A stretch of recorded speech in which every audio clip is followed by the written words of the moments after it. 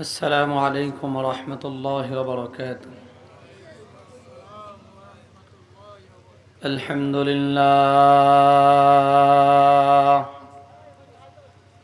الحمد لله نحمده ونستعينه ونستغفره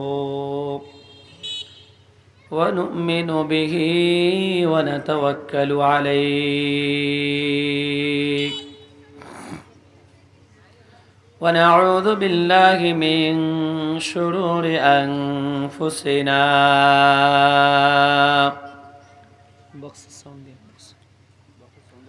ومن سيئات أعمالنا من يهده الله فلا مضل له ومن يضلله فلا هادي له ونشهد أن لا إله إلا الله وحده لا شريك له ونشهد أن سيدنا وسندنا وحبيبنا وطبيب قلوبنا ومولانا وأولانا محمدا عبده ورسوله أرسله الله تعالى إلى كافة الناس بشيرا ونذيرا وداعيا إلى الله بإذنه وسراجا وقمرا منيرا أما بعد فقد قال الله تعالى في كلامه المجيد وفرقانه الحميد أعوذ بالله من الشيطان الرجيم بسم الله الرحمن الرحيم ولقد أخذ الله ميثاق بني إسرائيل وبعثنا منهم 12 نقيبا وقال الله إني معكم لئن أقمتم الصلاة وآتيتم الزكاة وآمنتم برسلي وعزرتموهم وأقرضتم الله قرضا حسنا لأكفرن عنكم سيئاتكم ولأدخلنكم جنات تجري من تحتها الأنهار فمن كفر بعد ذلك منكم فقد ضل سواء السبيل وقال تعالى في مقام آخر فريق في الجنة وفريق في السعير صدق الله مولانا العظيم وصدق رسوله النبي الأمي الكريم ونحن على ذلك لمن الشاهدين والشاكرين والحمد لله رب العالمين وقال رسول الله صلى الله عليه وسلم দূর থেকে যেন কথা নেই القبر روضة من رياض الجنة أو حفرة من حفر النار أو كما قال عليه الصلاة والسلام জবান খুলে মোহাব্বতের সহিত দুরূদ ইব্রাহিম পাঠ করি আল্লাহুম্মা সাল্লি আলা মুহাম্মাদিন ওয়া আলা আলি মুহাম্মাদ কামা সাল্লাইতা আলা ইব্রাহিম ওয়া আলা আলি ইব্রাহিম ইন্নাকা হামিদুম মাজিদ اللهم بارك على محمد وعلى آل محمد كما باركت على إبراهيم وعلى آل إبراهيم إنك حميد مجيد بر محمد میرا سانم صد سلام شفیع مجرم یوم القیام یا الہی تو میرا محبوب ہے یا الہی تو میرا مقصود ہے اللہ اللہ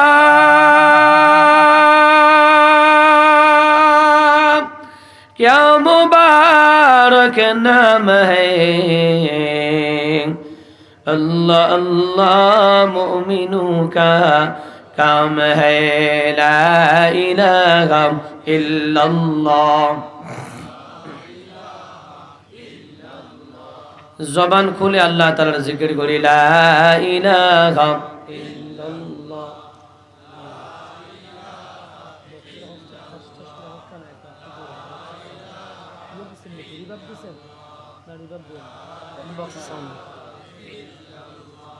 لا إله إلا الله لا إله إلا الله لا إله إلا الله لا إله إلا الله لا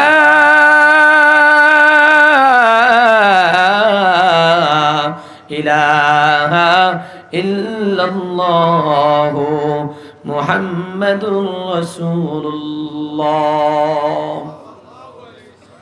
আলহামদুলিল্লাহ নূরে মদিনা ইসলামিয়া কওমি মাদ্রাসা ও এলাকাবাসীর যৌথ উদ্যোগে আয়োজিত আজ 14 ডিসেম্বর 2025 সত্র মাদ্রাসার নবম বার্ষিক ওয়াজ মাহফিলে অত্যন্ত শ্রদ্ধাভাজন সম্মানিত সভাপতি প্রধান অতিথি বিশেষ অতিথিবৃন্দ ওয়ারাসাতুল আম্বিয়া মাথার মুখর হযরত উলামায়ে কেরাম তলাবে আযম মুরব্বিয়ান আওয়াম মাইকের আওয়াজ শ্রবণরতা পর্দানি সীমা ও বোনেরা মঞ্চের সামনে উপবিষ্ট কলিজার টুকরা নওজোয়ান যুবক ভাইরা মহান আল্লাহ জাল্লা শানুহু দরবারে লাখো কোটি শুকর ও সুজুদ যে রব্বুল ইজ্জত দয়ার মায়া করে দুনিয়ার হাজার ঝামেলা থেকে মুক্ত করে আমাকে আপনাকে কোরআন ও হাদিসের নিসবতে ইখলাস ও রূহানিয়তের সাথে দু চারটি কথা আলোচনা করার আর শোনার তৌফিক দান করেছেন এজন্য সে মনিবের দরবারে কালিমাতুশ শুকর আদায় করছি আলহামদুলিল্লাহ সম্মানিত হাজিরিন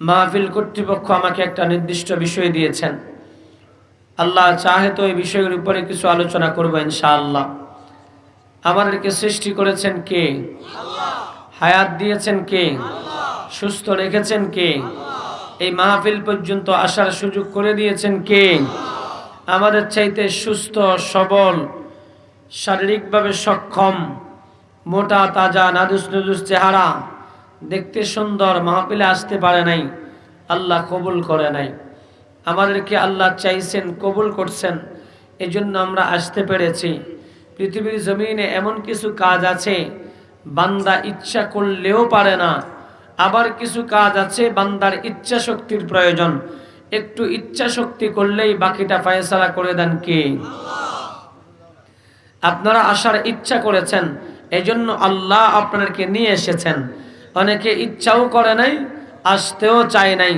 আল্লাহ ওনাদেরকে আনেন নাই আল্লাহ আমাদেরকে যেহেতু নিয়েই আসছেন আল্লাহ যেন শেষ পর্যন্ত থেকে গুনাহ মাফ করায়া এখান থেকে মাসুম হয়ে বাড়িতে ফিরে যাওয়ার তৌফিক দান করেন বলেন আমিন এই ওয়াজ মাহফিলগুলো হলো ধোলাই কারখানা জামা ধোয়ার একটা কারখানা আছে ওখানে দেওয়ার পরে জামাকে সুন্দর করে ধুয়ে ময়লা মুক্ত করে ইস্ত্রি করে সুন্দর করে লন্ডি করে তারপরে আপনার কাছে দেয় রব্বে করিম বলেন এই ওয়াজ মাহফিলের কারখানাগুলোতে আসলে বান্দা বান্দা ওলামায়ে কেরামের জবান থেকে বয়ান শোনার পরে আল্লাহ যদি তাকে আমলের সুযোগ দেন, এই ধোলাই হওয়ার পরে আল্লাহ তার গুনাহগুলো মাফ করে তাকেও আল্লাহ জান্নাতের জন্য তৈরি করে নেন।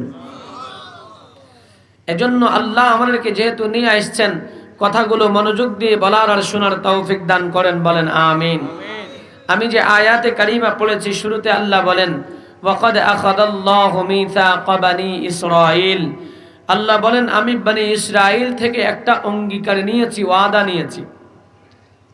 পৃথিবীর এই জমিনে কতগুলো জাত, কতগুলো বংশ, কতগুলো সম্প্রদায় সবচেয়ে বেশি দুষ্ট প্রকৃতির, সবচেয়ে বেশি ডেঞ্জারাস, সবচেয়ে বেশি আল্লাহর নাফরমানি করেনেওয়ালা, তার মধ্যে একটা সম্প্রদায় হলো এই বনি ইসরাইল।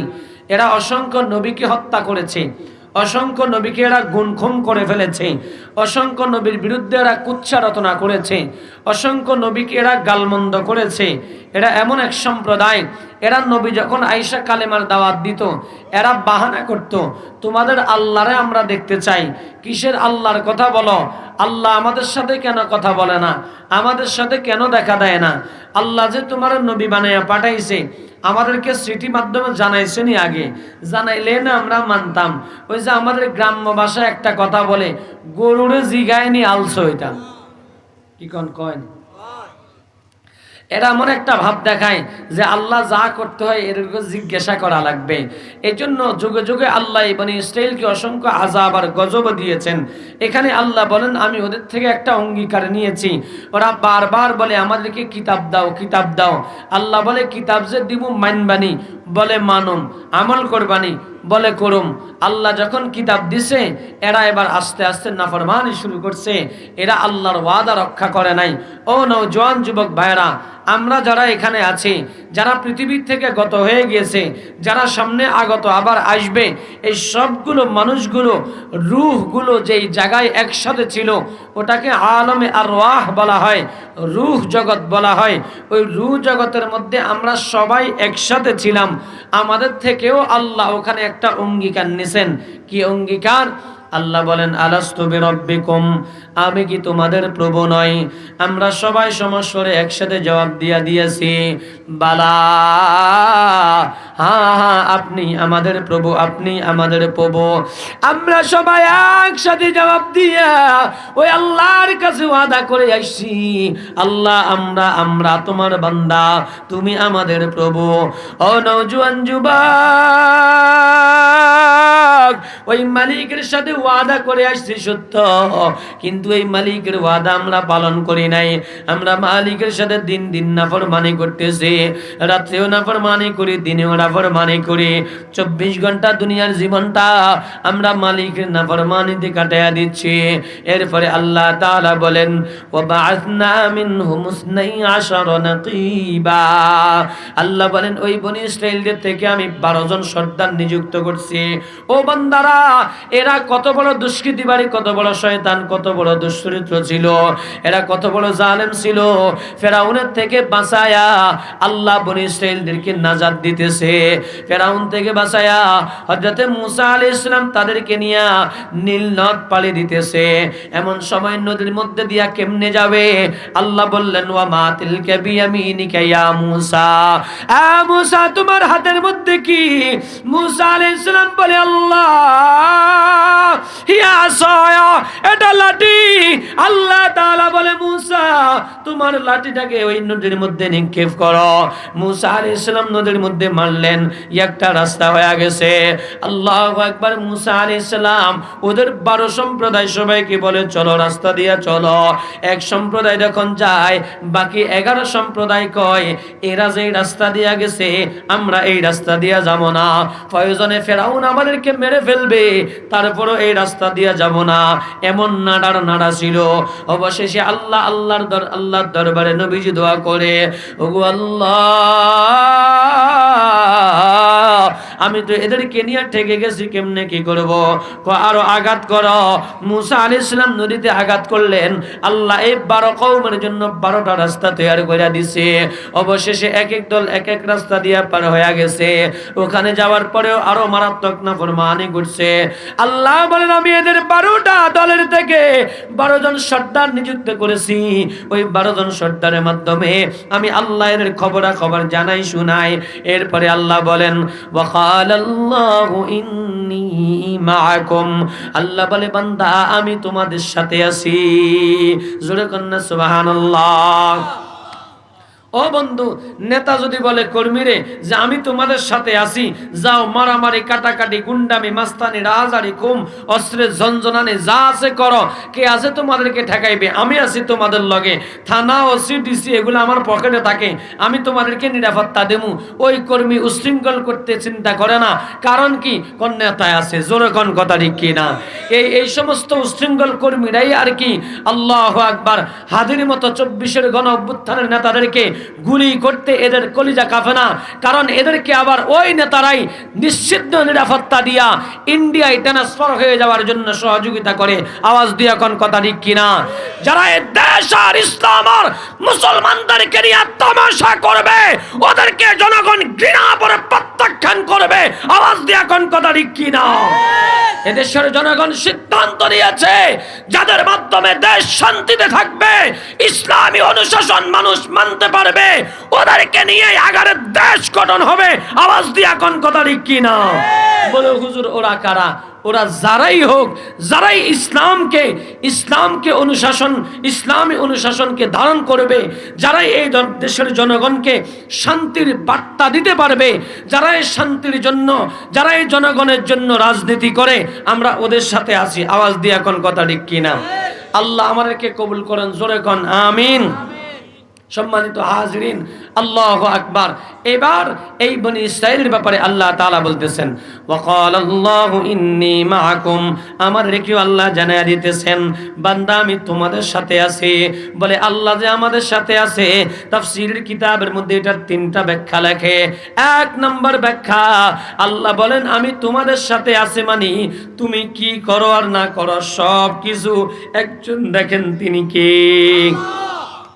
আল্লাহ আমাদের সাথে আছে মানে আমি যে চুরি করতে যাই আল্লাহ দেখে কি দেখে না? ডাকাতি করতে যায় আল্লাহ দেখে কি দেখে না? ও বন্ধু, চোর দিনের বেলা চুরি করে না, কয় মানুষ দেখবে, রাত্রে করে। ডাকাত দিনের বেলা ডাকাতি করে না, রাত্রে করে, কয় দিনে মানুষ দেখবে। জেনাখোর দিনের বেলা জেনা করে না, রাত্রে করে, কয় দিনে মানুষ দেখবে। আমার আল্লাহ কয় বান্দা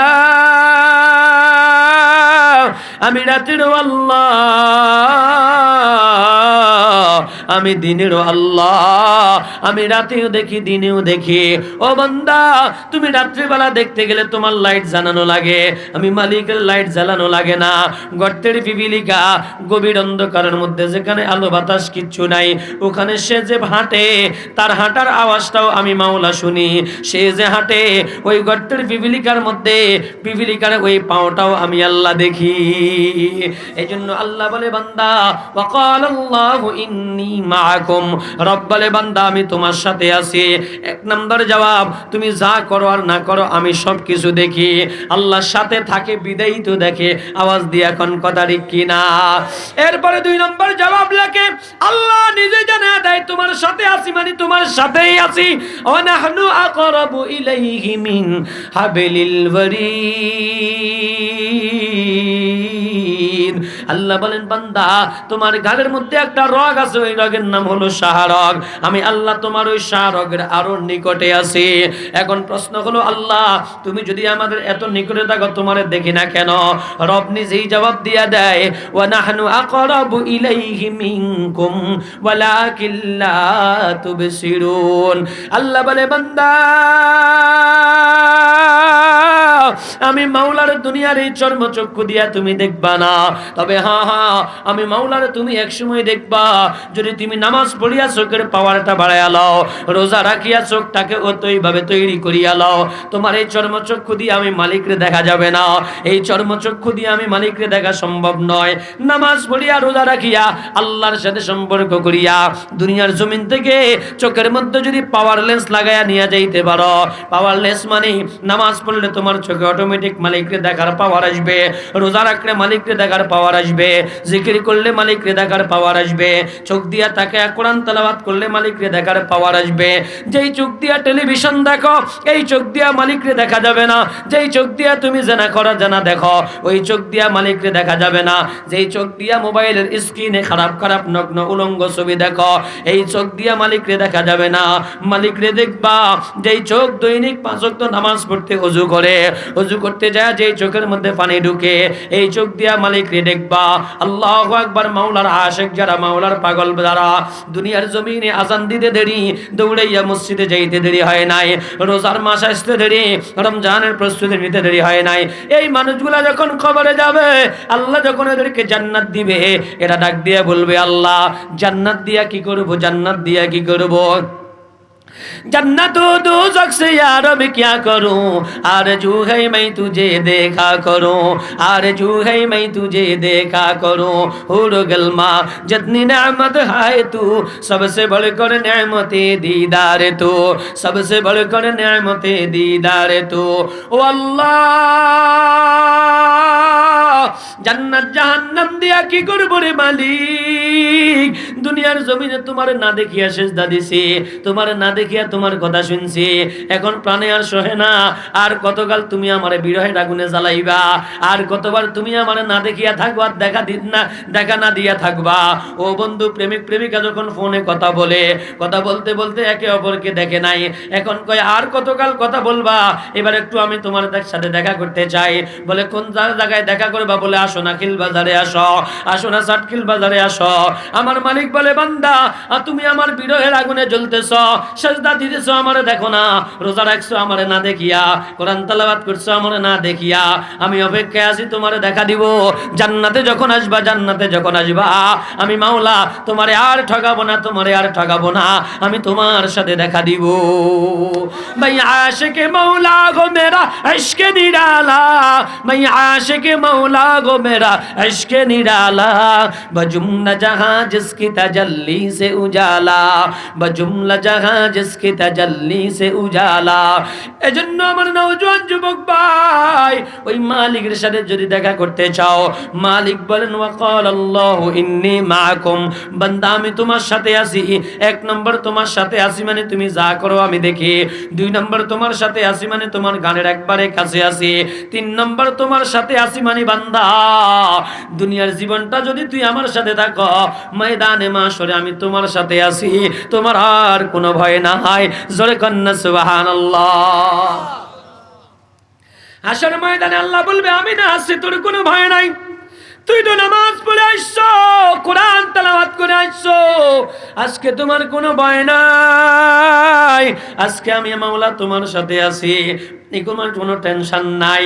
ও বন্ধু, ও বন্ধু, ছোট্ট বাচ্চারা যখন আব্বা কোলে নাই, মাঝে মধ্যে এভাবে উপরের দিকে মারে আবার ধরে নেয়, আবার উপরের দিকে মারে আবার ধরে, মা যখন মারে ছেলেটা খটখট খটখট করে হাসে, এ তো পড়ে যাওয়ার ভয় আছে না, এর কোনো পড়ে যাওয়ার ভয় নাই, কারণ সে কি জানে নিচে দিয়ে আমার আব্বার হাত আছে, নিচে দিয়ে আমার আম্মার হাত আছে। ও বন্ধু, ও বন্ধু, নামাজি জানে নামাজ যদি পড়িয়া যায়, নামাজ যদি পড়িয়া যায় জাহান্নামের কত সে কথা শুনছে, কিন্তু আমার মালিক তো আমার আছে, আমার মালিক তো আমার আছে, কারণ আমি নামাজ পড়ছি, কারণ আমি রোজা রাখছি, আমার মালিকের কুদরতি হাত আমার উপরে আছে। জোরে কন্না সুবহানাল্লাহ।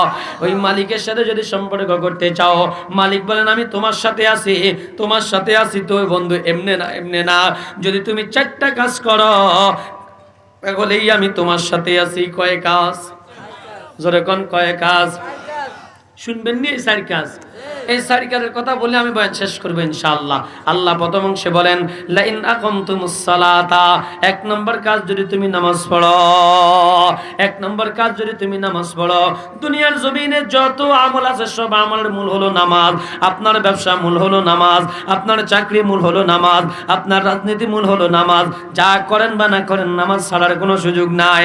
নামাজকে বলো না কাজ আছে, কাজকে বলো আমার নামাজ আছে। নামাজকে বলো না কাজ আছে, কাজকে বলো আমার নামাজ আছে। ফজরে তোমায় ডাকে আল্লাহ, ফজরে তোমায় ডাকে আল্লাহ, মসজিদেতে চলে আয় বান্দা। গেলা না গেলা না তুমি গেলা না, জোহরে ও মালিক তোমায় পেল না। আসরেতে আবার ডাকে তোমায় হাইয়া আলাস সালাহ বলিয়া, আজান না শুনিয়া গেলা তুমি চলিয়া, মাঠে ময়দানে তোমার কাজ রয়ে পড়িয়া। মাগরিবেতে আবার ডাকে আমার ভাই, মাগরিবেতে শামিল হয়ে যা। গেলা না তুমি মাগরিবে, ডাক দিছে আবার রবের সাথে। মাগেলা না তুমি মাগরিবে, ডাক দিছে রব আবার সাথে। তাও তুমি গেলা না সময়টা পেলা না, তাও তুমি গেলা না সময়টা পেলা না। ঘুমের গোরে তুমি গেলা ডুবিয়া, ফজরে ডাকে রব আয় চলিয়া, ফজরে ডাকে রব আয় চলিয়া, ফজরে ডাকে রব আয় চলিয়া। ও বন্ধু, এভাবে 5 বার মালিক তোমারে ডাক দেয়, হাইয়া আলাস সালাহ, আয় বান্দা নামাজের দিকে আয়। এজন্য রব্বে কারীম বলেন আমি তোমার সাথে আছি বান্দা। যদি তুমি 4টা কাজ করতে পারো, 1 নম্বর কাজ হলো যদি তুমি নামাজ পড়তে পারো, নামাজ পড়তে পারো। আল্লাহ রাসূল বলেন আসসালাতু মিফতাহুল জান্নাহ, নামাজ হলো বেহেশতের চাবি। জোরে কন্না সুবহানাল্লাহ। নামাজ কিসের চাবি? এই চাবির একটা এক্সাম্পল দিই আমি আপনাদেরকে। 3 বন্ধু গেছে বিদেশ কক্সবাজার ঘোরার জন্য। কোন জায়গায়? কক্সবাজার চিনেননি?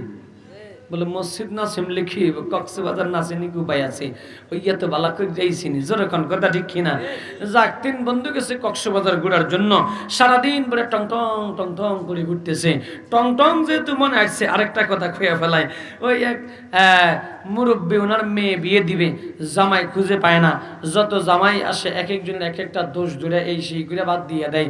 পরে একজন আসছে নাদুস নুদুস চেহারা দেখতে, লম্বা মোটামুটি, ডাক দিয়া কয় জামাই কি করেন? আমি টিটিসিএমে চাকরি করি। কি করেন? কথা কন না, কি করে? সরকারি চাকরি ছাড়া তো বিয়ে দিবেই না। এখন জামাই কয় টিটিসিএমে চাকরি করি। শ্বশুর মশাই চিন্তা করছে ওমর আল্লাহ, ইংরেজিতে কইছে, বিদেশি কোম্পানি মনে হয় অনেক টাকা বেতন পায়। ঠিক আছে জামাই, আমি রাজি আছি। সব দিন তাই ঠিক হলো, জামাইয়ের কাছে মেয়ে বিয়ে দিয়ে দিল। আলহামদুলিল্লাহ 6 মাস পর্যন্ত জামাই ঘরের থেকে বের হয় না, গজ জামাই। এখন এবার শ্বশুর মশাই জিজ্ঞাসা করে কিউ জামাই চাকরি বাকরি করেন না? তো কই চলে তো চাকরি। ও মা কি কন, আপনি এতদিন বাড়িতে চাকরি চলে জানা? ক না, আমার চাকরি অটোমেটিক থাকে। কি চাকরি? কই জিনা টিটিসিএমে চাকরি করি। বাঙ্গি কন না, কোন কোম্পানি এটা? কোন দেশি কোম্পানি? আরে না, এটা এই দেশি কোম্পানি। কি? টিটি মানে হলো টোটো, সিতে কোম্পানি, এমতে ম্যানেজার। টিটিসিএম মানে আমি টোটো কোম্পানির ম্যানেজার। টোটো কোম্পানির ম্যানেজার বুঝছেন নি? মানে এতে আড়ে আর খায়, আড়ে আর খায়। এই লোক টিটিসিএমে চাকরি করে। তো এই টোটো কোম্পানির 3 ম্যানেজার গেছে ঘুরতে বলে। এখন পুরা সারাদিন টোটো করে ঘুরছে। রাত্রের বেলা তো একটু বিশ্রাম করা দরকার। এই জন্য রাত্রের বেলা কি করছে? হোটেল খুঁজতেছে। আল্লাহু আকবার। এখন পর্যটনের ধুমছে মৌসুম, হোটেল খালি পায় না। সবগুলা হোটেল তালাশ করিয়া 50 তলা, এটা একটা বোঝার জন্য এক্সাম্পল দিচ্ছি, মনে করেন 50 তলা একটা বিল্ডিং পাইছে। ওখানে যায় রিসেপশনে জিজ্ঞাসা করে ভাই একটা রুম দেওয়া যাবে নি? বলে আছে। বলে দেন। বলে একবার উপরে 50 তলায়। সমস্যা নাই, কোন আরো কথা আছে। কি কথা? 50 তলায় উঠবেন কেমনে? আমাদের লিফট নষ্ট, আজকে 3 দিন ধরে লিফট চলে না। আপনি উঠতে হলে সিঁড়ি বাড়াই বাড়াই উঠতে হবে। এখন 3 জন আরেকজনের মুখের দিকে চায়, খিরে 5 তলা উঠলেই তো গিরা লক হয়ে যায়, 50 তলা কেমনে উঠুম? কত সমস্যা নাই, আরেকজনে বুদ্ধি দেয়। একটা বুদ্ধি আছে। কি বুদ্ধি? 3 জন তো আমরা। তুই একটা গল্প কইবি, তুই একটা কইবি, তুই একটা কইবি, 3 জনে 3টা গল্প কমু। গল্প কইতে কইতে কোন সময় সিঁড়ি পার হয়ে যাবে বস, কোনো টেনশন নাই। ঠিক আছে, যেমন কথা তেমন কাজ। শুরু করছে হাঁটা, একজনে শুরু করছে গল্প। প্রথম গল্পে 40 তলা পৌঁছে গেছে। কয় তালা? লম্বা এক গল্প ধরছে, লম্বা কিচ্ছা ধরছে 40 তলা। এখন এবার বাকি আরেকজনের কদে তুই ছোট্ট করি অজ্ঞা ধর, 8-10 তলা হইলে মোটামুটি আমরা পৌঁছে যাবো। তো এতে মোটামুটি ছোট্ট করি একটা ধরছে। ধরার পরে 50 তলার উপরে 501 নম্বর রুম এতাগো ভিতরে আসছে, রুমের সামনে বরাবর আসছে। এখন 3 নম্বরটা কয় যে এবার আমি আমার গল্প শুরু করি। ওই দুইটা কয় পাগল, আমরা তো রুমের সামনে চলে আসছি, রুমের সামনেই তো চলে আসছি, তুই আর কিসের গল্প কইবি? তোর গল্প করার দরকার নাই। না বন্ধু, একটু গল্প আমারে কইতে দে, তোরা তো লম্বা লম্বা কইছ, আমি 1 সেকেন্ডে শেষ করে দেবো। দাঁড়ান লাগতো না, কষ্ট করান লাগতো না। দে তাড়াতাড়ি সাবি আনতাম ভুলে গেছি। কি আনতে ভুলে গেছি? আচ্ছা বলেন তো বন্ধু, এই 3টা বন্ধু আবার নিচে আসার সুযোগ আছে, আবার ওখান থেকে সাবি নিয়ে আবার এখানে উঠে কষ্ট হবে, যাওয়ার সুযোগ আছে। কিন্তু আমি যে নামাজ পড়ি না, আসসালাতু মিফতাহুল জান্নাহ, নামাজ বেহেশতের চাবি। আমি যে নামাজ পড়ি না, আমি যদি কবরে চলে যায়, রব যদি বলে, রবের কাছে যদি বলেন রব আমি মুসলমান, জান্নাত দাও, রব বলে যাও, কয়ে যাও ওই 501 নম্বর রুম তোমার। ওই রুমের সামনে যায়া দেখবেন যে তালাটা মারা। ও আল্লাহ, চাবি কই, চাবি কই, চাবি দাও। রব বলবেন চাবি তো এখানে না, চাবি কোন জায়গায়? আসসালাতু মিফতাহুল জান্নাহ। নবী না বলছে জান্নাত, নামাজ হলো জান্নাতের চাবি। দুনিয়ায় যারা নামাজ পড়ছে এরা অটোমেটিক চাবি নিয়ে আসছে, তুমি চাবি আনো নাই, জান্নাতে ঢোকার সুযোগ নাই। ও বন্ধু, আবার দুনিয়ায় আসতেও পারবে না, চাবিও নিতে পারবে না। জাহান্নাম ছাড়া তার দ্বিতীয় কোনো পথ নাই। আওয়াজ দিয়া কোন কথা ঠিক কিনা? এজন্য আমার ভাইরা, দুনিয়ার জমিন থেকে যদি যেতে চাও, এই চাবিটা তোমার পকেটে করিয়া নিয়ে যাইতে হবে। ও বন্ধু, এটা আলাদা কোনো চাবি বানানো লাগবে না। সৌদি আরব, কুয়েত, কাতার, আমেরিকায় যারা গেছেন, বিদেশের তালাগুলো হলো ডিজিটাল সিস্টেম। এমন একটা দরজার মধ্যে এমন একটা জিনিস লাগানো থাকে, এটিএম কার্ডের মতো সাদা একটা কার্ড দেয়। এই কার্ডটারে এভাবে শুধু দরজার সামনে দিয়ে একটা টান দিবেন, পাঞ্চ করবেন, অটোমেটিক দরজা টাস টাস করিয়া খুলিয়া যাবে। নামাজ যখন জান্নাতে যাবে, নামাজ যখন দুনিয়ার জমিন থেকে যাবে, তার চেহারার মধ্যে আলাদা একটা নূর থাকবে, তার চেহারার মধ্যে আলাদা একটা কাশিশ থাকবে। এই নামাজে যায়া যখন দরজার সামনে দাঁড়ায়, অটোমেটিক টাস টাস করিয়া জান্নাতের দরজা খুলিয়া দিবেন একজন, তিনি কে? এজন্য বন্ধু অল্প সময় শেষ করতে চাই, ওই নামাজ পড়িয়া একজনের সাথে প্রেম করবা, তিনি কে? আরো জোরে আওয়াজ দিয়া কন্যা, তিনি কে? আসসালাতু মিফতাহুল জান্নাহ, আউয়ালু মা ইউহাসাবু বিহিল আবদু ইয়াউমাল কিয়ামাতিস সালাহ। কিয়ামতের দিন সর্বপ্রথম এই নামাজ হিসাব হবে। নামাজ যে পড়ে তার সাথে একজনের সাথে প্রেম হয়, তিনি কে? আল্লাহু আকবার। নামাজের সাথে আল্লাহর কেমন প্রেম হয় জানো? হযরত ওমর ফারুক রাদিয়াল্লাহু তাআলা আনহু যুগের ঘটনা। হযরত ওমর ফারুক রাদিয়াল্লাহু তাআলা তখন দেশের প্রধানমন্ত্রী।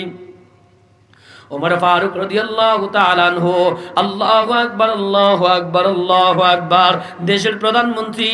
ইসলামের প্রথম যুগে মসজিদে একই জামাতে একই ইমামের পিছনে নারী, পুরুষ, ছেলে, মেয়ে, বৃদ্ধ সবাই একসাথে নামাজ পড়তো। ওমর ফারুকের যুগে আইসা যখন দেখছে মেয়েরা আসলে এখন ডিস্টার্ব হয়, এখন ছেলেরা মেয়েদেরকে কি কয়, কি করে? ইফটিজিং করে। এই জন্য ওমর ফারুক মহিলাদের ঘরে নামাজে আসা বন্ধ করে দিয়েছেন, বলছে তোমরা ঘরে পড়ো। আল্লাহু আকবার। শুরুর জমানায় একজন মহিলা দেখে একটা পুরুষ সবসময় তার পিছনে পিছনে যায়। ফজর পড়তে গেলেও এই ছেলেটা তার পিছনে পিছনে যায়, জোহর পড়তে গেলেও তার পিছনে, আসর পড়তে গেলেও তার পিছনে। একদিন ওই মহিলা দাঁড়ায় গেছে, মেয়েটা দাঁড়ায় কয়, ভাই আমার, ও যুবক ভাই, প্রত্যেক দিন দেখি তুমি আমার পিছে পিছে যাও, কারণ কি? যুবক যুবক ভাই আওয়াজ দিয়া কয়, যুবতী বোন, আমার তোমারে পছন্দ হয়, আমি তোমারে বিবাহ করতে চাই। যুবতী কয়, ঠিক আছে, আমিও তোমার সাথে বিবাহ বন্ধনে আবদ্ধ হতে পারি, এক শর্তে, এক শর্তে। বলে, শর্ত কি? বলে, আমিরুল মুমিনিন খলিফাতুল মুসলিমিন হযরত ওমর ফারুকের পিছে যদি একটানা 40 দিন তাকবীরে উলার সহিত 5 ওয়াক্ত নামাজ 40 দিন আদায় করতে পারো, তাহলেই আমি তোমার সাথে বিবাহ বন্ধনে আবদ্ধ হতে রাজি। যুবক ডাক দিয়া কয়, যুবতী বোন, কোনো টেনশন নাই। আরে 40 দিন কেন, 50 দিন হলেও কোনো টেনশন নাই, আমি রাজি আছি। কয়, ঠিক আছে। আল্লাহু আকবার। ভাইরা, আমি অল্প সময় কথা বলবো, একটু মনোযোগ দিয়া শুনেন, তাড়াতাড়ি শেষ করবার জন্য একটু ঘন ঘন করে বলতেছি। ওমর ফারুক রাদিয়াল্লাহু তাআলা আনহুর যুগের ঘটনা খুতুবাত জুলফিকারের মধ্যে লেখে, বানানো কোনো কিচ্ছা কাহিনী নয়। আল্লাহু আকবার বলে, ঠিক আছে, তৈরি। যুবতী রাজি হয়ে গেছে, ঠিক আছে, আজকে থেকে নামাজ স্টার্ট করো। ওই যুবক নামাজ স্টার্ট করছে। 5-7 দিন পর পর মাঝে মধ্যে যুবতীর বাড়ির মধ্যে যায়, দরজার মধ্যে নক দিয়া কয়, ও সুন্দরী জামিলা, আজকে আমার 7 দিন চলতেছে, আজকে আমার 10 দিন চলতেছে, আজকে আমার 15 দিন চলতেছে, আর মাত্র অল্প কয়েকদিন পরে তোমার আমার বিবাহ হয়ে যাবে। যুবতী কই, যাও, কোনো টেনশন নাই, তুমি যদি 40 দিন পার করতে পারো, আমি আমার ওয়াদা রক্ষা করব। আল্লাহু আকবার। 35 দিন পর্যন্ত যুবক গেছে, এরপরে যুবক আর যায় না। 40 দিন পার হয়ে গেছে, যুবতী বড় আশা নিয়ে বসে আছে। যুবতী মাঝে মধ্যে ভিতরে ভিতরে খবর নিছে, দেখে ঠিক মতো এখন নামাজ পড়ে। যুবতী চিন্তা করে, 40 দিন পর আসলে আমি রাজি হয়ে যাব। 40 দিন পার হয়ে গেছে, যুবক আর আসে না। আল্লাহু আকবার, আল্লাহু আকবার। যুবতী কয়, কিরে, কারণ কি, আসে না কেন? 40-42 দিন পরে এবার যুবতী যুবকের তালাশে বের হয়েছে। ঘরে যায় দেখে নাই, বাড়িতে যায় দেখে নাই, আল্লাহু আকবার, দোকানে যায় দেখে নাই, হাটে বাজারে নাই। তালাশ করার পরে দেখে মসজিদের মধ্যে যায় সিজদায় পড়িয়া সুবহান রাব্বিয়াল আলা বলিয়া মালিক রে ডাক দেয়। যুবতী ডাক দিছে, ও যুবতী বা, যুবক ভাই, এইদিকে আসো। আসার পরে বলে, সিনচনি? আমারে বলে, সিনছি। 40 দিন পরে না তোমার সাথে আমার বিয়ে হওয়ার কথা ছিল? বলে, হ্যাঁ, হওয়ার তো কথাই ছিল, আমি তো তোমারে ভালোবাসছিলাম। আমার এই মন রাজ্যের মণিকোঠায় একটা আসন খালি ছিল, আমি চাইছিলাম তোমারে মন রাজ্যের রানী বানাবো, আমি চাইছিলাম তোমারে বিয়ে কইরা আমি তোমারে ভালোবাসবো, ভালোবাসবো, এই কলিজার মধ্যে তোমারে জায়গা দিব। কিন্তু যুবতী বোন, তুমি এমন একজনের সাথে ভালোবাসা করাইয়া দিছ, এমন একজনের সাথে আমার প্রেম করাইয়া দিছ, এখন আমি সেজদায় গেলে তার সাথে প্রেম হয়, এখন আমি রুকতে গেলেই তার সাথে প্রেম হয়। আলহামদুলিমান কদ্দারা খায়রাও ওয়া খাবালা ওয়া শুকরু লিমান সাওয়ারা হুসনাও ওয়া জামালা লা জিদ্দা ওয়ালা নিদ্দা ওয়ালা হাদ্দা লিমাওলা আল্লানা কামা কানা ওয়া লাম ইয়ালখাযা ওয়ালা। এখন তার সাথে আমার প্রেম হয়, আমি সেজদায় গেলেও তার সাথে আমার কথা হয়, আমি রুকুতে গেলেও তার সাথে আমার কথা হয়, এখন আমি তার সাথে কথা বলা চলা থাকতে পারি না। ও যুবতী বোন, আমার এই মন রাজ্যের মণিকোঠে আমি এখন তার জায়গা দিয়ে দিছি, এখন আর কাউরে জায়গা দিতে পারবো না। এজন্য বলছিলাম বন্ধু, নামাজ পড়লে একজনের সাথে প্রেম হয়, তিনি কে? মাওলার সাথে যদি নামাজ পড়িয়া প্রেমটা করিয়া যাইতে পারো, তোমার দুনিয়াও সুন্দর, আখিরাতও সুন্দর। এই মুসলমান শুনো দিল সে যারা, ওয়াক্ত ফরজ কর লো নামাজ আপনি আদা, ওয়াক্ত আয়ে জজগড়ি পড় লো নামাজ, याद हक से होना हरगिज़ बेनायाल, याद हक से होना हरगिज़ बेनायाल, मकुन चुस्ती नमाज़े पंजगाना, फवैलुल लिल मुसल्लीन अल्लज़ीना, फवैलुल लिल मुसल्लीन अल्लज़ीना, फवैलुल लिल मुसल्लीन अल्लज़ीना। आइरे मुमिन सबाई मिले नामाज पढ़िते, नामाजेते खोदार दिदार भाग्य जुटिबे, নামাজেতে খোদার দিদার ভাগ্যে জুটিবে, নামাজেতে খোদার দিদার ভাগ্যে জুটিবে। নামাজিরা আল্লাহর মেহমান, হাসরেতে পাইবে সম্মান। নামাজিরা আল্লাহর মেহমান, হাসরেতে পাইবে সম্মান। ফুলসিরাত পারে হইবে তারা বিজলি রাখারে, ফুলসিরাত পারে হইবে তারা বিজলি রাখারে। আইরে মুমিন সবাই মিলে নামাজ পড়িতে, উঠুনে মুমিন সবাই মিলে নামাজ পড়িতে। আইরে মুমিন সবাই মিলে নামাজ পড়িতে, নামাজেতে খোদারে দিদার ভাগ্যে জুটিবে। ও আমার ভাইরা, আল্লাহ তাআলা প্রথম কাজের কথা বললেন লাইন আকামতুমুস সালাহ, নামাজ কায়েম করো। এই শব্দটার উপরে যদি আমি সারা রাত কথা বলি, এই শব্দটার উপরে কথা শেষ হবে না। আমি দ্রুত শেষ করতে চাই, সামনের আয়াতের মধ্যে যাই, সামনের অংশ। আল্লাহ বলে, এক নম্বর কাজ যদি তুমি নামাজ কায়েম করো, আমি তোমার সাথে আছি। নামাজ কায়েম করবে না, আমি তোমার সাথে নাই। দুই নম্বর, ওয়া আতাইতুমুজ যাকাতা, যদি তুমি যাকাত আদায় করো। তিন নম্বর, ওয়া আমানতুম বিরুসুলি ওয়া আযযারতুমুহুম, তিন নম্বর, যদি তুমি রাসূলের উপর ঈমান আনো, তার ইজ্জত করো, সম্মান করো, সহযোগিতা করো। চার নম্বর, ওয়া আকরাজতুমুল্লাহ করজান হাসানা। রব্বে কারীম বলে, চার নম্বর যদি মালিকরে করজ দাও। ও বন্ধু, আল্লাহ আয়াতের শুরুতে বলছেন, আয়াতের শুরুতে বলছেন وقال الله إني معكم, আল্লাহ বলেন আমি তোমাদের সাথে আছি। কয় কাজ করলে? কয় কাজ? এক নম্বর কাজ, যদি তুমি নামাজ পড়ো, আল্লাহ তোমার সাথে আছে। তোমার সম্পদ আছে, যদি তুমি যাকাত দাও, আল্লাহ তোমার সাথে আছে। তিন নম্বর, রাসূলদেরকে যদি ইজ্জত করো, সম্মান করো, মানে নবীজি যেভাবে চলতে বলছেন, নবীর সুন্নত তরিকায় জীবন চালাও, নবীর সুন্নত তরিকায় দাঁড়িয়ে রাখো, নবীর সুন্নত তরিকায় চুল কাটো, নবীর সুন্নত তরিকায় জীবনটা সাজাও। তিন নম্বর।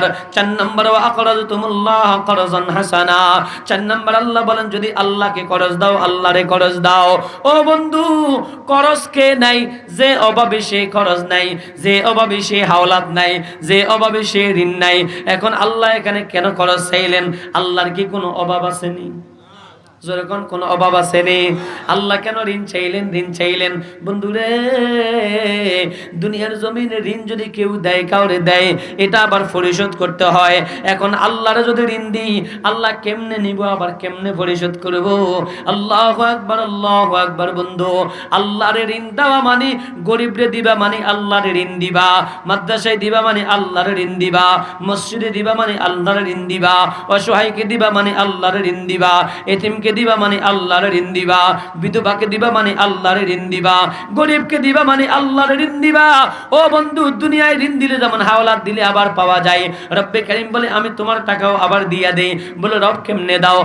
সাদাকাতু তারাদ্দুল বালা ওয়া তাজিদু ফিল উমর, সাদকা বালা মুসিবত দূর করে, হায়াতের মধ্যে বরকত দান করে। এক নম্বরে যদি আমার ঋণ দাও, আমি তোমার বিপদ সরাইয়া দিব। আমার যদি ঋণ দাও, আমি তোমার রিজিকের মধ্যে বরকত দিব। তিন নম্বর, আমার যদি ঋণ দাও, আমি আল্লাহ তোমার কাজের মধ্যে বরকত দিব, চাকরিতে বরকত দিব, ব্যবসার মধ্যে বরকত দিব। চার নম্বর হলো বান্দা, দুনিয়ায় তো এইভাবে দিবে, এটা তুমি দেখবা না। কবরে গেলে তোমার ওই টাকার উসিলায় আমি আল্লাহ তোমার জান্নাতের ফয়সালা করে দিব। বন্ধু, তাফসীরে নূরুল কুরআনের মধ্যে মজার এক ঘটনা লেখছে এই আয়াত প্রসঙ্গে, ওয়া করজতুমুল্লাহ করজান হাসানা, আল্লাহর করজে হাসানা দিয়া কি অবস্থা হয়েছে। ছোট্ট একটা ঘটনা বলে আমি শেষ করব, থাকবেন নি? আর একটু সময় দিবেন না ইনশাআল্লাহ? আর 10-15 মিনিট দেন যাইবনি, শেষ করবে ইনশাআল্লাহ। আসেন, আল্লাহু আকবার। আল্লাহর করজ দিলে কি লাভ? হযরতে আব্দুল্লাহ ইবনে মুবারক রাহমাতুল্লাহি আলাইহি, কি নাম? আব্দুল্লাহ ইবনে মুবারক। কে উনি? উনার পরিচয় বলে উনি একজন তবে তাবী। তবে তাবী কেমনে চিনবেন? যারা ঈমান নিয়া, ঈমানি হালতে কালিমা পড়ে মুসলমান হয়ে নবীজিকে দেখছে, আবার ওই ঈমান নিয়া কবরে গেছে, এদেরকে বলে সাহাবী। যারা সাহাবীকে দেখছে তাদেরকে বলে তাবেঈ। যারা তাবেঈকে দেখছে তাদেরকে বলে তবে তাবী। এই 3 নম্বর ক্যাটাগরিতে আব্দুল্লাহ বিন মুবারক তবে তাবী। আল্লাহু আকবার। বড় কোটিপতি মানুষ, টাকা পয়সার কোনো অভাব নাই এই আব্দুল্লাহ ইবনে মুবারকের। উনি প্রত্যেক বছর নিজে হজ করতেন এবং 1000 মানুষকে নিজের টাকা দিয়ে হজ করাইতেন। কতজন মানুষ রে? 1000 মানুষ নিজের টাকা দিয়ে হজ করাইতেন। আল্লাহু আকবার। শুধু হজ দিয়ে করাইতেন। হাদি সাহেবরা হজ করে আসার সময় হাদিয়া আনে, আতর, তসবিহ, মেসওয়াক, এই সেই যাই নামাজ এগুলা আনে মানুষদেরকে হাদিয়া দেয়। তো আব্দুল্লাহ ইবনে মুবারক এই 1000 মানুষটা কইছে তোমরা বাড়িতে আসার সময় আবার হাদিয়া আনন লাগবে না, কত আনবা? ওকাস নামক একটা বাজার আছে, কয় বাজারের সব ব্যবসায়ীরা আব্দুল্লাহ ইবনে মুবারককে চিনে, আমি সবাইরে কইয়া দিছি এই 1000 মানুষ আমার আসবে, মাথায় তোমার যেই পরিমাণ ধরে এই পরিমাণ ঘাটতি বস্কা ফুরাইয়া তারপরে এই পরিমাণ হাদিয়া তুমি বাড়ির দিকে নিয়ে আসিও। ওই সবগুলার টাকাও আব্দুল্লাহ ইবনে মুবারক দেয়। জোরে কোন সুবহানাল্লাহ। তাহলে এবার হিসাব করেন কি পরিমাণ টাকা সে প্রত্যেক বছর ব্যয় করে। আব্দুল্লাহ ইবনে মুবারক এইবারও হাজিদেরকে নিয়ে 1000 হাজি নিয়ে হজ করতে গেছে। তাওয়াফ করতে করতে করতে করতে হাতিমে কাবা, মক্কার পাশে ছোট্ট করে একটা ওয়াল ঘিরাও দেওয়া আছে, দেখছেন নি? ছবির মধ্যে দেখছেন, যারা বাস্তবে গেছেন। আল্লাহ আমার দুইবার নিছে। আল্লাহু আকবার। এই হাতিমে কাবার এই ওয়ালটা আমার প্রায় বুক পরিমাণ উঁচা, এই পরিমাণ চড়া। আল্লাহু আকবার। এই হাতিমের পাশে আব্দুল্লাহ ইবনে মুবারক একটু হেলান দিয়া রেস্ট নিতেছে, একটু জিরাইতেছে। এখন জিরানোর সময় নাই, আপনি খালাই থাকলেও আপনার পুলিশে ধাক্কা আর করে দিব। তখন তো মানুষ কম ছিল। এই আব্দুল্লাহ ইবনে মুবারক একটু রেস্ট নিতেছে, হঠাৎ করে জিমানে চলে আসছে, ঘুম চলে আসছে। ঘুমের মধ্যে স্বপ্নে দেখে দুইজন ফেরেশতা ডানাত করিয়া উড়িয়া উড়িয়া উড়িয়া উড়িয়া আসছে। একজন ওনার পায়ের সামনে, আরেকজন ওনার মাথার সামনে। মাথার সামনেওয়ালা পায়ের সামনে তারে জিজ্ঞাসা করে, ও আল্লাহর নূরের তৈরি ফেরেশতা, এই বছর কয়জন হাজি হজ করতে আসছে? বলে 6 লক্ষ হাজি হজ করতে আসছে। বলে কয়জনের হজ কবুল হয়েছে? বলে একজনের হজ কবুল হয় নাই। আব্দুল্লাহ ইবনে মুবারক ঘুম থেকে উঠিয়া সাথীদেরকে ডাক দেয়, ও সাথীরা, 6 লক্ষ হাজি হজ করছো, একজনের হজ আল্লাহ কবুল করে না, একজনের হজ কবুল হয় নাই। আল্লাহু আকবার। আল্লাহর কাছে তওবা করো, কান্নাকাটি করো, রোনাজারি করো, তওবা ইস্তেগফার করো, যাতে করে আল্লাহ আমাদেরকে মাফ করিয়া দেয়। আব্দুল্লাহ ইবনে মুবারক আল্লাহু আকবার সাথীদেরকে নিয়ে তওবা ইস্তেগফার করতেছে। দ্বিতীয় দিনও একই স্বপ্ন দেখছে। তৃতীয় দিন আবার যখন ওই জায়গায় ঘুমায় গেছে, এবার স্বপ্নে দেখে দুইজন ফেরেশতা একে অপরকে জিজ্ঞাসা করে, ও ফেরেশতা, কয়জন আসছে হজ করতে? 6 লক্ষ হাজি আসছে। বলে কয়জনের হজ কবুল হয়েছে? বলে একজনের উসিলায় আল্লাহ 6 লক্ষ হাজির হজ কবুল করে নিছে। কয়জনের উসিলায়? আব্দুল্লাহ ইবনে মুবারক স্বপ্নে দেখে ওই ফেরেশতা আবার আরেক ফেরেশতারে জিজ্ঞাসা করে, বন্ধু কার উসিলায় নামটা কি? কথার নাম আলী বিন মুআজ। বলে বাড়ি কোন জায়গায়? বলে দামেস্ক শহরের মধ্যে বসবাস করে। আল্লাহু আকবার, আল্লাহু আকবার। হযরতে আব্দুল্লাহ ইবনে মুবারক ঘুম থেকে উঠিয়া সাথীদেরকে ডাকছে, সাথীরা, তোমরা হজ টজ শেষ করিয়া, প্রত্যেক বছর আমি 1000 মানুষ আনি, এদের সাথে আমি আবার চলিয়া যাই, এবার আমি তোমাদের সাথে যাইতে পারবো না। বলে কারণ কি? বলে কারণ আছে, আমার একটু কাজ আছে, আমি দামেস্কে যাব। আব্দুল্লাহ ইবনে মুবারক সাথীদেরকে বিদায় দিয়া উনি দামেস্কের দিকে রওনা হয়ে গেছে। ওরে নওজোয়ান যুবক, দামেস্কের দিকে যায়, মানুষদেরকে জিজ্ঞাসা করে, দামেস্ক শহরে যায়া মানুষেরা, তোমাদের এলাকায় একজন আলী বিন মুআজ আছে, চিনোনি? মানুষেরা কয় না, আমরা চিনি না। এক শহর থেকে আরেক শহর, এক পৌরসভা থেকে আরেক পৌরসভা, এক ইউনিয়ন থেকে আরেক ইউনিয়ন যায়, যাইতে যাইতে কোনো খোঁজ পায় না। অবশেষে বস্তি এলাকা, গরিব মানুষ যেখানে বসবাস করে, একেবারে অজপাড়া গায়ে, সেখানে যা জিজ্ঞাসা করে মানুষেরা, আব্দুল্লাহ ইবনে মুবারক জিজ্ঞাসা করে, আলী বিন মুআজ নামে কোনো মানুষকে তোমরা চিনোনি? আজকে দীর্ঘদিন থেকে আমি তার তালাশ করতে আছি। মানুষেরা কয়, হ্যাঁ, আমাদের এই এলাকায় একজন মানুষ বসবাস করে, তার নাম আলী বিন মুআজ। বলে তার বাড়ি কোনটা? বলে ওই যে দেখা যায় ওটা তার বাড়ি। আল্লাহু আকবার। বলে এখন তো তারে আপনি বাড়িতে পাইবেন না। বলে কোন জায়গায়? বলে ওই যে খিলপাড়া বাজারের একেবারে চতুর্থ গল্লির শেষ মাথায় যায় দেখবেন একজন মানুষ মুসির কাজ করে, জুতা সেলাই করে আর জুতা কালি করে। আল্লাহু আকবার। আব্দুল্লাহ ইবনে মুবারক বলে, কি বলো? বলে হ্যাঁ। আব্দুল্লাহ ইবনে মুবারক সেদিকে যায় আর মনে মনে মনে মনে নিজের প্রশ্ন করে, আল্লাহ আমার স্বপ্নে দেখাইলেন আলী বিন মুআজ উসিলায় আল্লাহ 6 লক্ষ হাজির হজ কবুল করে নিছে। এখন মানুষেরা কয় আলী বিন মুআজ একজন জুতা সেলাই করে, মুসি। বুঝি না, আমার কিচ্ছু বুঝে ধরে না, একজন মুসির উসিলায় কেমনে আল্লাহ 6 লক্ষ হাজির হজ কবুল করিয়া নেয়? ও আমার নওজোয়ান যুবক, আমার মালিক রে সিনা, আমার মালিক রে না সিনিয়া মাওলার কবরে যাও না, কবরে আযাব সহ্য করতে পারবা না। আমার মাওলা কয় দুনিয়ার জমিন থেকে যাওয়ার পরে দুই দলে বিভক্ত হয়ে যাবে, ফারিকুম ফিল জান্নাতি ওয়া ফারিকুম ফিস সাইর, একদল জান্নাতি আর একদল জাহান্নামী। জাহান্নামের আগুন সহ্য করতে পারবে না রে যুবক। হযরত মূসা আলাইহিস সালাম রাস্তা দিয়া যায়, দেখে একজন পাথর, পাহাড়ের মধ্যে একটা পাথর কান্দে। যা কয় পাথর কেন কান্দো?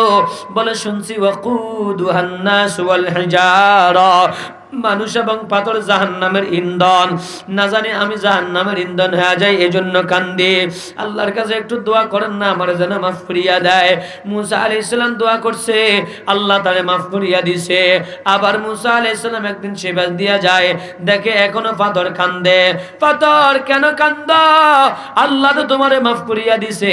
বলে হ্যাঁ হ্যাঁ, যেই মাওলা আমারে মাফ করিয়া দিছে ওই মাওলার শুকর আদায় করি আমি কান্দি।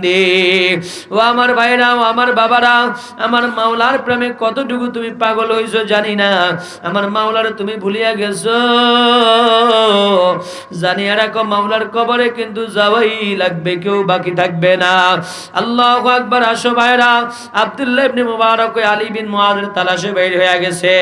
যাইয়া দেখে ওই এলাকার মধ্যে, ওই বাজারের মধ্যে, নির্দিষ্ট গল্লির মধ্যে একজন মানুষ লম্বা দাড়ি, মাথার মধ্যে টুপি দিয়া বসে বসে জুতা কালি করে।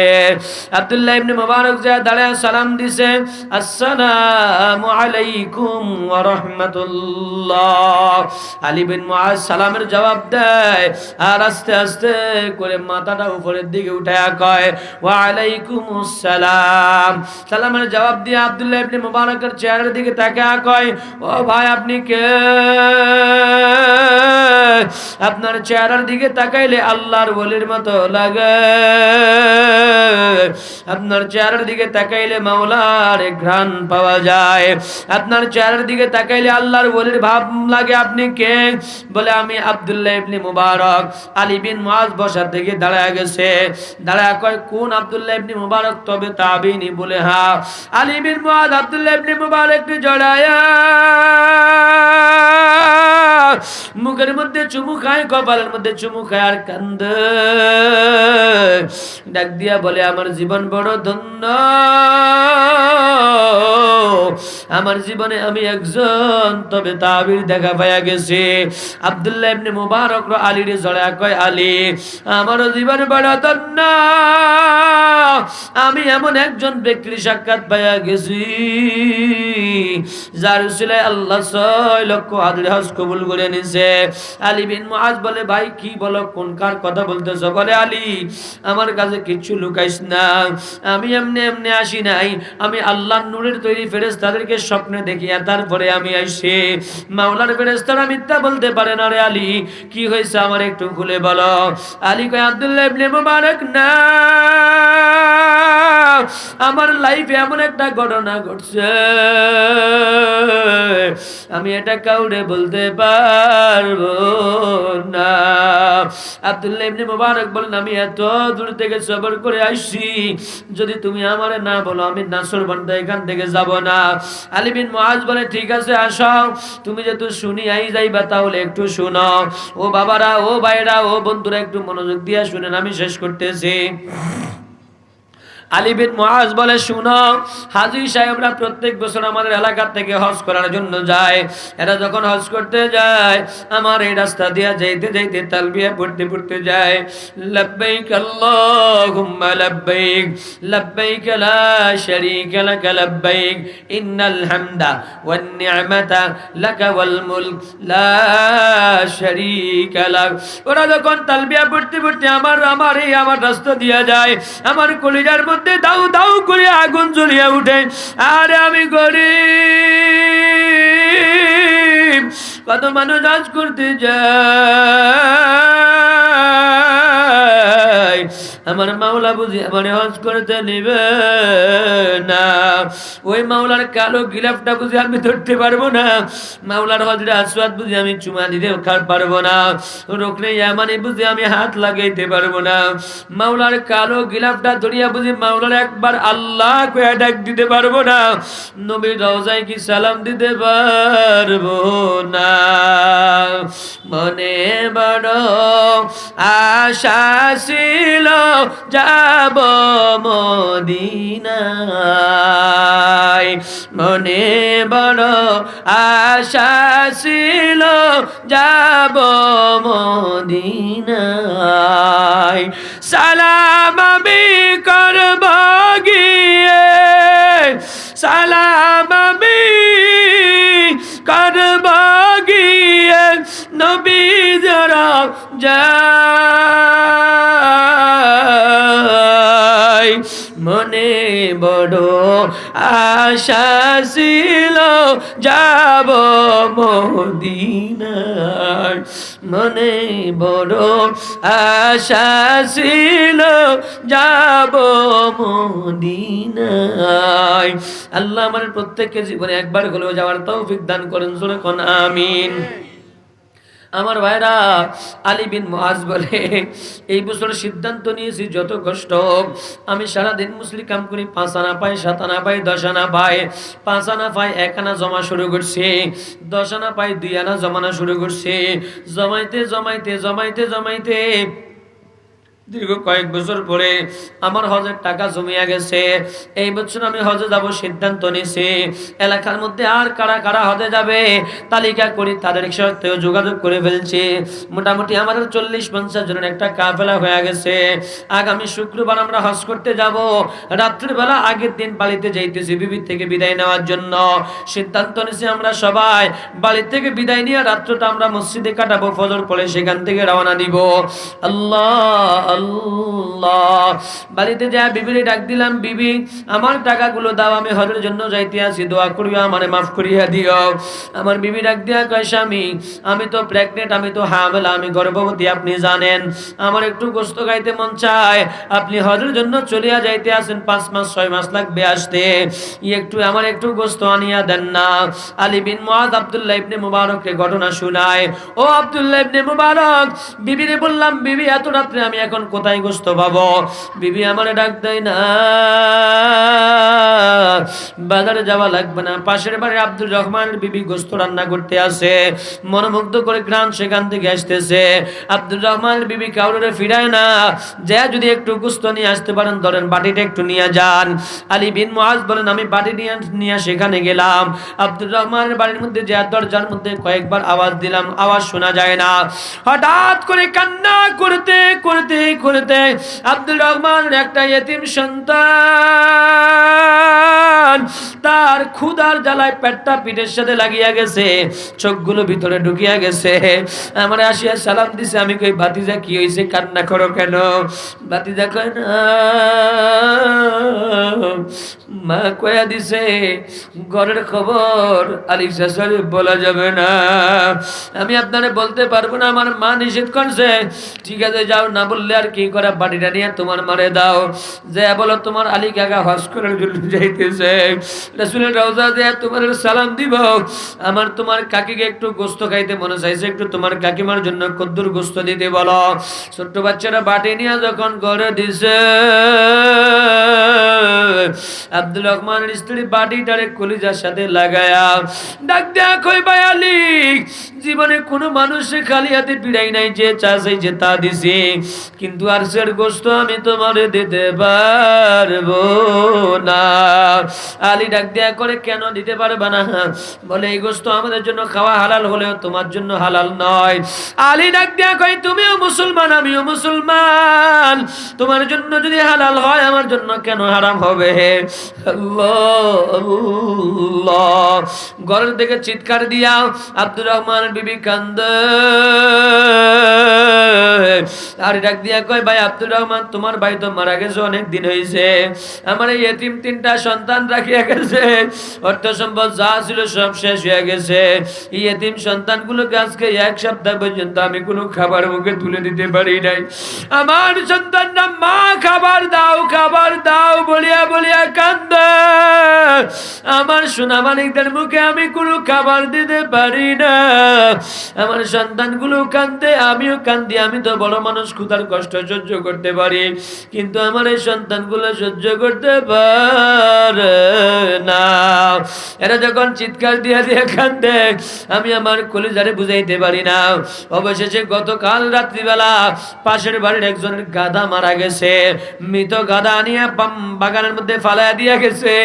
আমি আমার ছেলেদের জীবন বাঁচানোর জন্য আমি এই মরা গাধা থেকে কদ্দুর গোস্ত কাটিয়ে নিয়ে আনিয়া আমি এগুলো রান্না করছি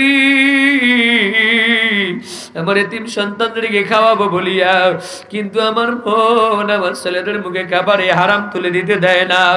আলী চিৎকার দিয়া কয়, ও ভাবি না, এই এতিম সন্তানদের মুখে আপনি হারাম খাবার তুলে দিয়েন না।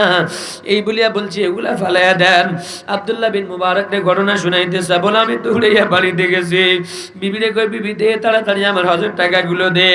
সবগুলো টাকা নিয়ে আমি বাজারে চলিয়া গেছি, চাল ডাল আটা ময়দা যা লাগে আমি বাজার সদাই করিয়া মাদাত করিয়া নিয়ে তাদের বাড়ির মধ্যে দিয়ে আইছি, নগদ কিছু টাকাও দিয়ে আইছি।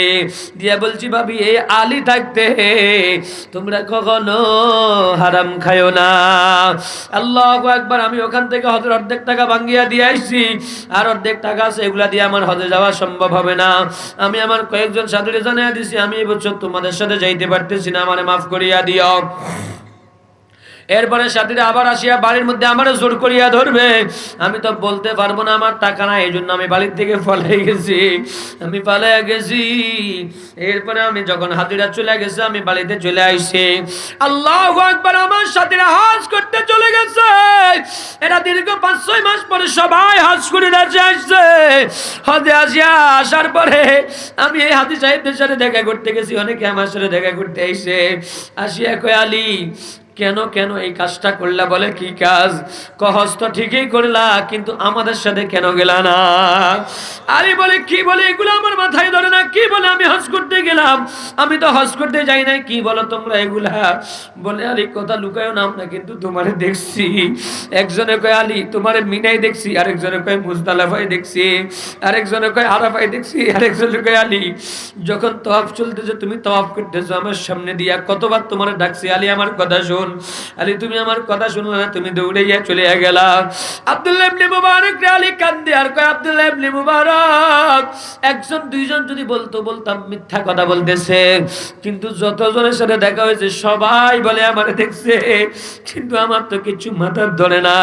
আল্লাহু আকবার। এই চিন্তা করিয়া করিয়া আমি বসে আছি, হঠাৎ করে আরেকজন হাজী সাহেব আসছে, হাতে একটা ব্যাগ নিয়ে আইসা কয়, আলী আমাদের সাথে যাও নাই, ভালো হয়েছে, একা তো গেছ, যাক গেছো ভালো হয়েছে।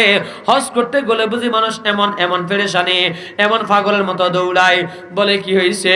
বলে আল্লাহু আকবার। নবীর রওজার পাশে একটা জায়গা আছে, নাম হলো রিয়াজুল জান্নাহ। বলে রিয়াজুল জান্নাহ আমি নামাজ পড়তেছিলাম, দেখছি তুমি এই ব্যাগটা হাতে করিয়ে আমার সাথে নামাজ পড়তেছ, ব্যাগটা হাতে করিয়ে নিয়ে আমার সাথে রাখছো। আল্লাহু আকবার। আমি নামাজ পড়তেছি, এরপরে দেখছি তুমি দোয়া টোয়া করে ওখান থেকে উঠিয়া চলে আসছো, এই ব্যাগটা তুমি রাখি আসছো। কতবার তোমারে ডাকছি, তুমি আমার ডাক শুনলা না। এরপরে মক্কা মদিনায় তোমারে কত টাকায় কত তালাশ করলাম, আমি একটা বারের জন্য তোমারে আর পাইলাম না। ধরো তোমার ব্যাগ, তুমি বুঝিয়ে লও। খালি কান্দে। এতদিন ওরা বলছে আমারে দেখছে, এখন এই কয় আমি নাকি ব্যাগ রেখে আসছি। কেমনে কি বলে আমার কিচ্ছু মাথার ধরে না। আমি এই ব্যাগ নিয়ে চিন্তা করতে করতে, কান্না করতে করতে আমার কখন ঘুম চলে আসছে আমি জানি না। যখন আমি ঘুমিয়ে গেছি, হঠাৎ করিয়া দেখি আমার রাসূল আমার সামনে উপস্থিত হয়ে গেছে। আল্লাহু আকবার। আমার রাসূল আমার সামনে আসিয়া কই, আলী ব্যাগ নিয়ে বুঝে চিন্তা করতে আসো, ব্যাগ করতে আসছে জানো নি? আমি নবী তোমার জন্য হাদিয়া পাঠাইছি,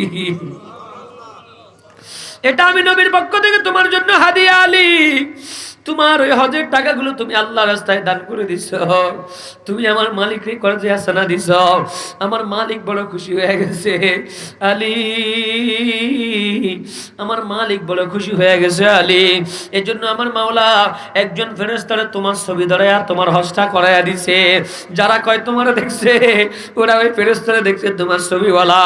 ও আলী, হাদিয়া করতে গাইছে জানোনি? আমি ওই ফেরেশতা দিয়া ব্যাগটা নিয়ে তোমার সাথের কাছে রেখে আসছি। এটা জানি এটা তোমার বাড়ির পাশের, এজন্য তোমার মনে করি আবার ব্যাগটা তোমার কাছে পৌঁছায়া দিবে। এজন্য আমি নবীর পক্ষ থেকে তোমার জন্য কিছু হাদিয়া আমি রাসূল তোমার জন্য পাঠাইছি। আব্দুল্লাহ ইবনে মুবারক চিৎকার দিয়া বলে, ও আলী বিন মুআদ, স্বপ্নে দেখছি গো আল্লাহ ফেরেশতার জবানে তোমার নামটা উচ্চারণ করাইতেছে। তুমি একজনের উসিলায় আল্লাহ 6 লক্ষ হাজির হজ কবুল করছে। জোরে কন্না সুবহানাল্লাহ। ও আমার ভাইরা, আলী বিন মুআজ নিজের হজের টাকা পর্যন্ত আল্লাহরে খরচ দিয়ে দিয়েছে।